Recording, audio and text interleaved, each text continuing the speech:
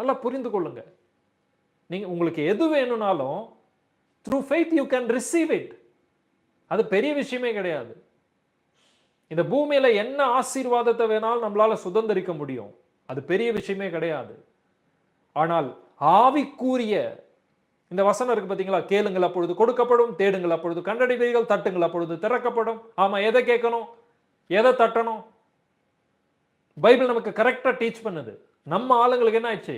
கேளுங்கள் கேளுங்கன்னு காரை கேளு, பங்களா கேளு, வசதி கேளு, இது வேணும், பணம் வேணும், பணம் வேணும், பணம் வேணும், இதெல்லாம் கேளு. ஏதாவது சொன்னீங்கன்னா இதை கேளுங்கன்னு சொல்லியிருக்கிறார். கேளுங்கன்னு சொல்லியிருக்காருல்ல ஆண்டவர். நல்லா படிச்சீங்கன்னா பரிசுத்த ஆவியானவரை கேளுங்கள்ன்றாரு. அந்த வசனம் நம்ம என்ன பண்றோம்? அந்த ஃபர்ஸ்ட் பார்ட்டை மட்டும் படிச்சுட்டு அதை மட்டும் பிடிச்சிக்கிட்டு ஆண்டவர் எனக்கு இதை செய்யும், அதை செய்யும். நான் அதுதான் சொன்னேன். கிரியேட்டர் நம்ம கையில வச்சிருக்கிறோம். வச்சுக்கிட்டு எனக்கு இது வேணும், இதெல்லாம் நீங்க செய்யணும், இதெல்லாம் செய்யலையா நீங்க எனக்கு தேவையே கிடையாது, நான் உங்களை பிலீவ் பண்ண மாட்டேன், நான் சர்ச்சுக்கு போக மாட்டேன், எனக்கு ஒரு நல்லது நடக்கலையா ஐ won't believe you.